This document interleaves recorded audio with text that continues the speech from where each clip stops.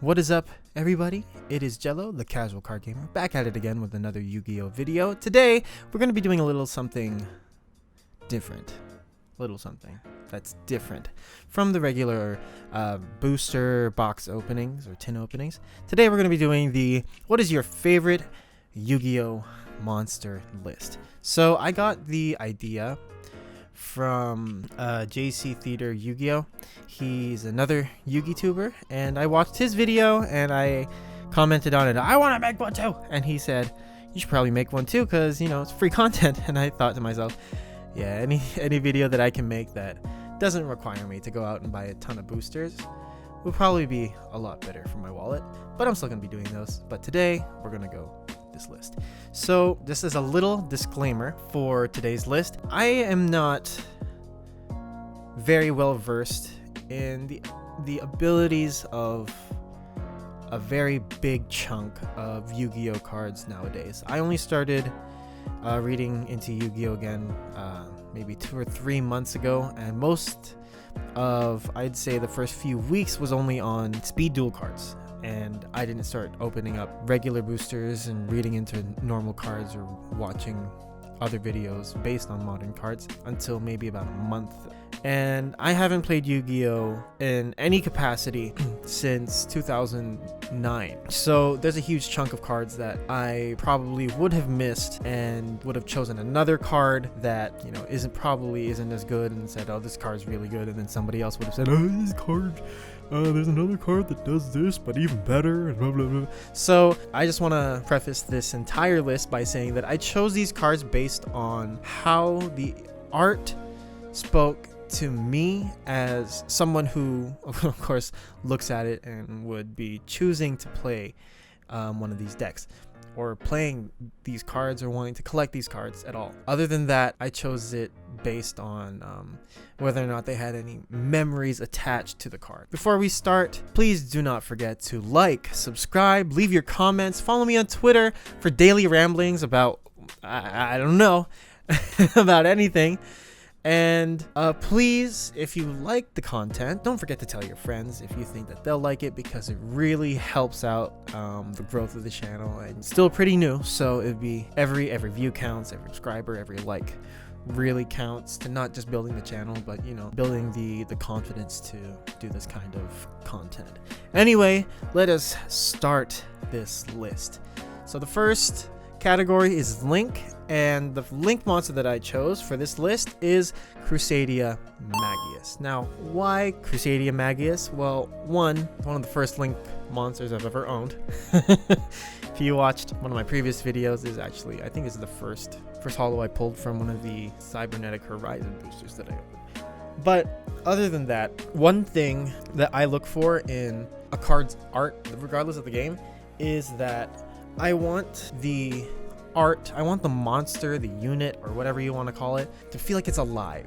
Because one thing, looking back, especially at older Yu-Gi-Oh cards, I always bring up Summon Skull in my mind whenever I think about it, especially when I was looking through for monsters for this list, was a lot of old cards looked like they were just portraits of something. They didn't seem actual living things. I mean, it's weird to say that because they aren't, but what I mean is, like, I want them to feel like they're in the middle of an action, or they're in the middle of doing something. For example, with Crusadia Magius, she looks like she's casting something in the middle of a battle, and I think that's really cool because it brings an extra layer to the illustration of the monster, right? Because as much as I love, you know, older cards, I also want to look at them and say, wow, this card could look real, or, you know, I could see this being an actual thing.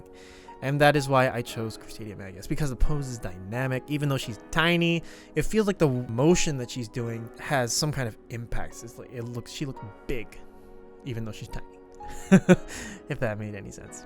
By the way, this entire thing is unscripted. I'm just shooting things off the top of my head as we go, but I hope you guys can follow. All right, Pendulum. For Pendulum monsters, I chose Nirvana Paladin. I think it was in probably last year. I was just scrolling through, I forgot what. I don't remember what I was scrolling through. I think it was like Amazon or something. I was looking for something for another card game that I play. And Nirvana Paladin came up as one of the search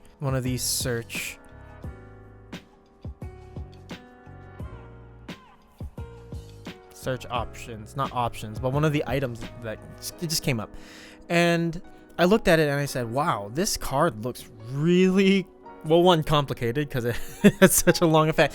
But the main thing that drew me to it was the art, because when I look at him, he looks so regal and majestic. And he, like with Crusadia Magius, he looks like he's in the middle of an action. He looks alive. And I can tell from the swords, the effect of the sword swing, and you know, he looks like he's either fighting something or about to fight something. And another added detail that I really like, which might just be me, it's cool to me how the art also sort of shows that he seems calm and tranquil, right? And that's sort of something that Nirvana kind of is in Buddhist teachings. You know, the state of enlightenment. When you reach enlightenment, you attain nirvana, basically. I think that's how it works. But you know, it's like a full state of just tranquility. And he looks so tranquil, even though he's swinging a sword the size of my face, right? Or like, yeah, as thick as my face. You know, he just sort of exudes that sort of calm feeling to it, and the colors, they also help towards that point. So yeah, that is Nirvana High Paladin.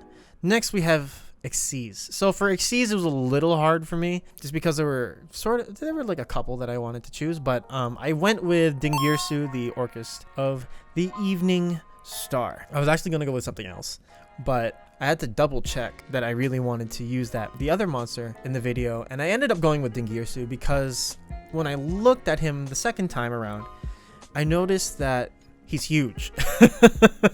to put it as simply as possible, he's huge. You know, the closer that I looked at the clouds behind him, the debris behind him, he looks so imposing, basically. Like he's not even looking at you, he's just walking slowly towards you, basically. But everything from the rider part of him to the horse part of him to the weapons part, it just feels so, you know, majestic. You can hear the orchestras just playing while he's walking through the entire through the place, and it's just cool to see that artists like this can put so much attention to detail, right? Because it's not just the fact that he's a giant massive golden robot, but he's walking around, he's an instrument, right? Like all the orchestras are instruments, but I chose this one in particular because he's yeah, just the feeling that I get of looking at him. He looks so heavy, like you can feel the weight of everything that he is. Well, I can feel the weight of it. Anyway, yeah, so that is my choice for Xyz monster. So next on the list is synchro monsters. So the monster that I chose for this was Stardust Warrior. Partially because back when I actually played the actual card game in 2009-ish, my two favorite synchro monsters were Stardust Dragon and Junk Warrior. Partially because they were the first two I ever owned. But the problem with the both of them for me nowadays, especially when I was going through monsters for this list, was that neither of their arts really spoke to me in the same way as the other monsters on this list. Partially because in Stardust Dragon's case, it felt more cradled than powerful, because in its original art at least, it looks really like its wings are just protecting it, and that's pretty much everything that's going on in the art. I actually was going to use an alternate art for Stardust Dragon, but then I thought I don't think that would work. And Junk Warrior as well. When I tried to look at the two of them, I liked both of them, but both of them felt really static. There wasn't really anything else going on, I guess, is the easiest way to put it. But with Stardust Warrior's case, they take the they take the thing that had problems with the other two arts and throws that out and puts what I liked about the two monsters together. So he's just standing, so it's a little static, but the angles of the monster itself are, I would say they're dynamic. His chest is out, his arms look like they're ready to beat the crap out of you. He's looking down at you like you're tiny. So he has that sort of, I guess that, like, you know, that heroic stance, and that's why I chose this this card art in specific. And yeah, so that is it for the synchro monster. Next we have fusion. So looking for a fusion monster was the hardest part of this video, partially because there are so many fusion monsters, and there were other monsters that I wanted to use, but looking at El Shaddai Construct was sort of the final decision, because I had to look at this twice and I had to look at the two different arts for it. So the reason why it took me so long for El Shaddai Construct was because the first art of her that I saw was I guess, since it's a robot, but I'll just say her because she looks like a girl. The first art that I saw was her other art that just has her sort of putting her hands out like this, but she's tilted towards the side. It's a side view basically, and you just see the tendrils and nothing else really. But with this art, you can see like the tiny mountains beside her. You can see the other Shaddals being pulled in by these puppet strings coming out of the construct. The same thing with Dingirsu. She feels massive, and I don't know if it's just me, but I like to imagine what these things would look like when they moved, what they would sound like when they move. You know, just looking at the sheer size of El Shaddai Construct, I can imagine sound effects like Pacific Rim, I guess, is the easiest one that I can think of, where every time the machine just, you know, moves one of its legs, one of its arms, it makes this massive metallic sound, and that's pretty cool to me. So that's why I chose El Shaddai Construct for fusion. Now moving on to ritual monsters. This was actually the easiest one to pick, because I knew even before coming into the video that I wanted to choose this for this category, and I chose Black Luster Soldier Super Soldier. Partially because Black Luster Soldier is one of my favorite monsters of all time, and two, because this art is gorgeous. It is so nice, and even though he's just standing there, he feels imposing. You know, he's giving you the stare. He has his sword ready to cut your face open. And I know that I'm going against my choice philosophies, saying that, oh, the art needs to be dynamic and he can't just be standing there. But come on, you have to just look at him, and he looks amazing. And again, he's one of my favorite monsters of all time. And also he has story progression too. The whole Gaia, the fierce knight, to the Black Luster Soldier, going through the Black Luster ritual and everything. It's just a gorgeous artwork. And of course, if you guys follow me on Twitter, which I know most of you don't, you should. The first deck that I made when I started playing Duel Links was actually the Black Luster Soldier deck. So yeah, I had to choose Black Luster Soldier for the ritual section of this list. And now, normal monsters. If you have watched any of my videos of me opening any of the movie packs, you know that my favorite monster is my boy, Dark Magician. My favorite normal monster of all time is Dark Magician.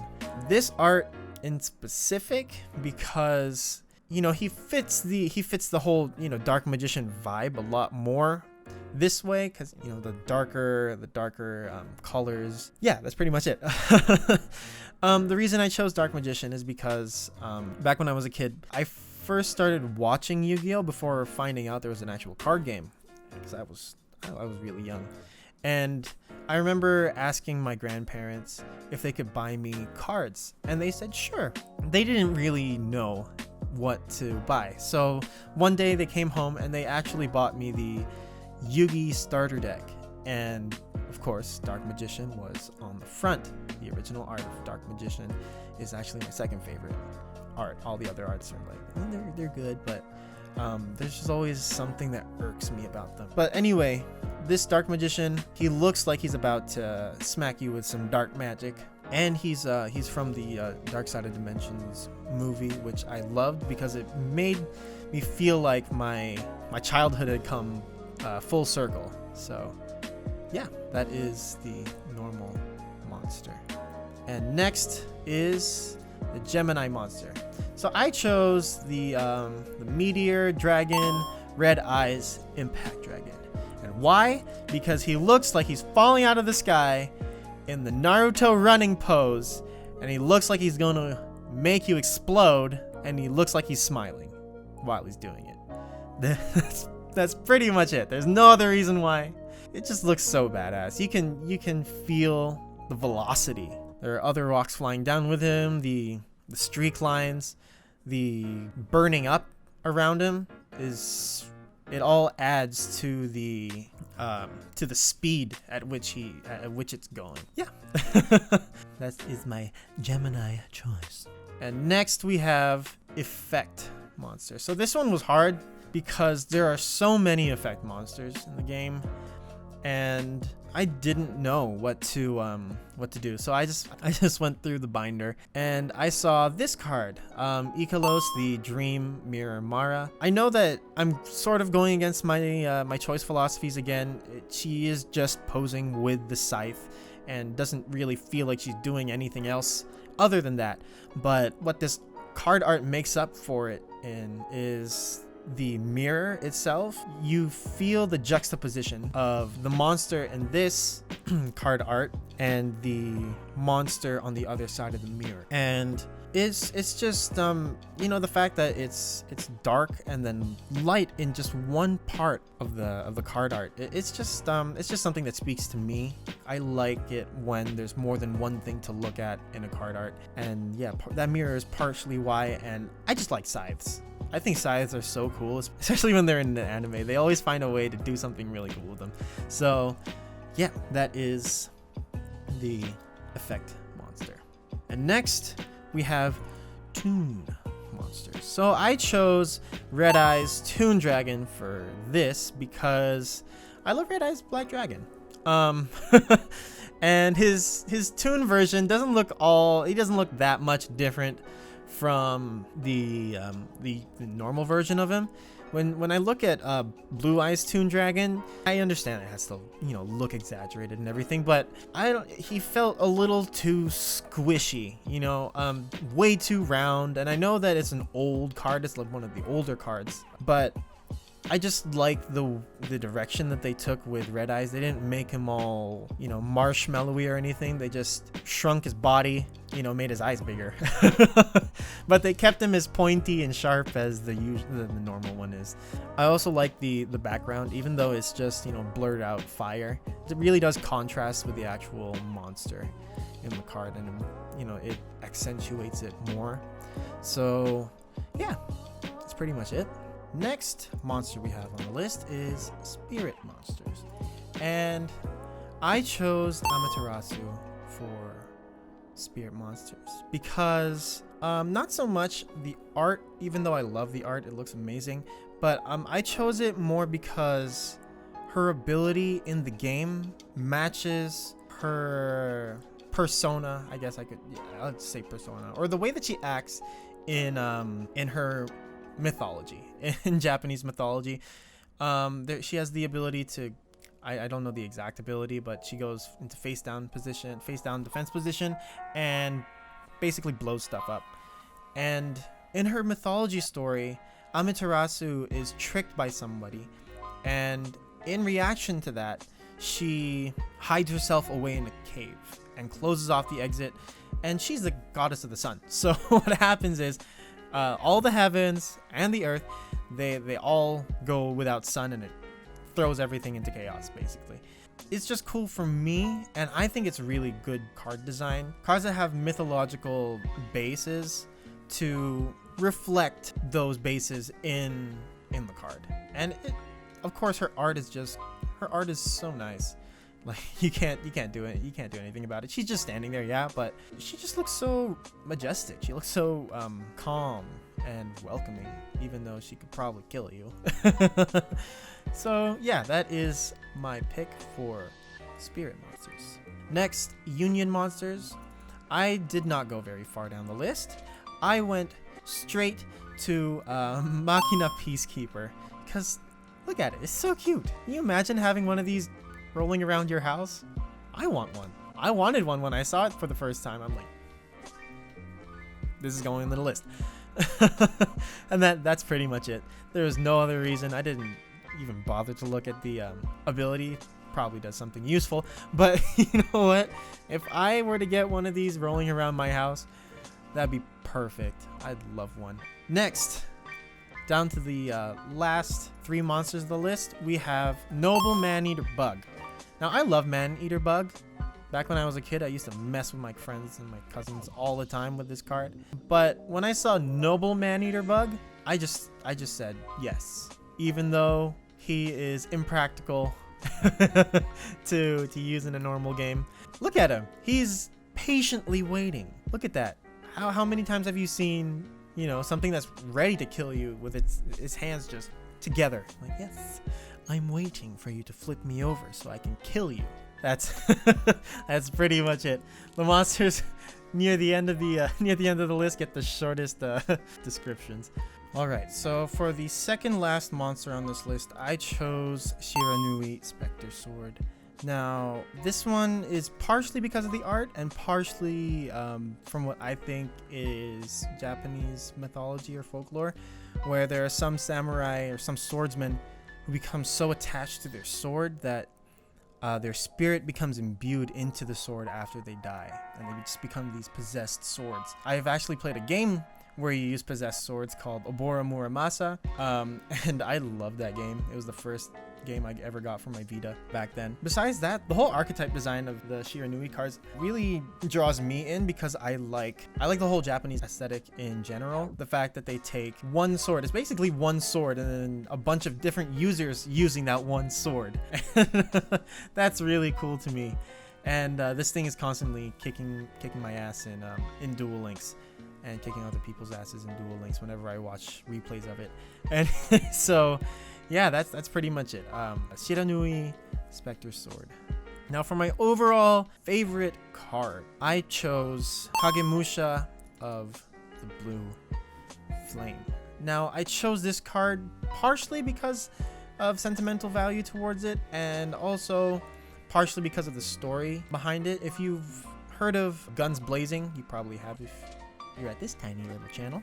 He does card lore videos, and one thing that I love more than looking at the artwork of a card is knowing the story behind the card and knowing what will happen to the monster or the unit or the thing in that card. And the Kagemusha of the Blue Flame, I'll start with the sentimental value first. It was one of the first cards I ever pulled out of a booster, and it was also a booster that my grandparents bought for me when I was a kid. And I loved the card so much, even though it was really, it was really small, really weak.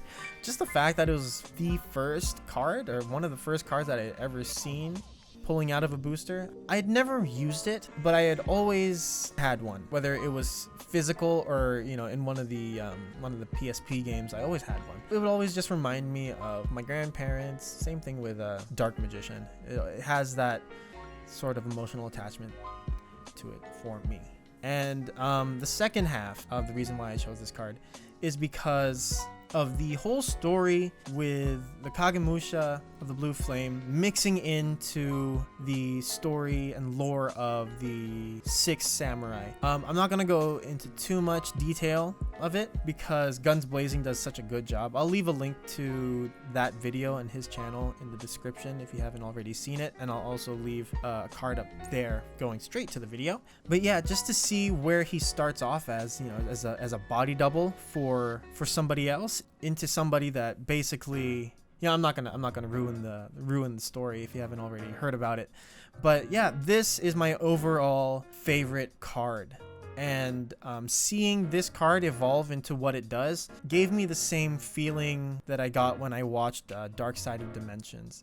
You know, like a part of my childhood just coming full circle and completing itself. And that's one thing that has always been really important to me whenever I look into, you know, a game or a hobby. The ability to go into the hobby deeper than the products, you know, just the face value of the products that the hobby has to offer. So, you know, reading into the lore of everything, watching the anime also does that for me. Yeah, all the stories behind, you know, continuation of cards. It's not just Kagemusha of the Blue Flame. There's also Marin and another card that I wanted to put in but was beaten out by Dark Magician was Warrior of Zera. I love that card too. All these stories behind them are just crazy, how a company can make a game at face value and then still be able to put deeper elements into that game that really, yeah, that just really makes me give them an applause, you know, just a little bit. I don't think it's that easy to do, and the fact that they do it for so many cards is just amazing. So this was my list. Did you guys like it? Did you guys hate it? Let me know in the comments below. Again, guys, if you enjoy the content, if you like seeing my face and hearing me talk, don't forget to like, subscribe, leave your comments and suggestions for future content down below. Follow me on Twitter for daily ramblings about booster opening and random stuff about Duel Links, I guess, for now. And have a good day, have a good night wherever you are in the world, and take care.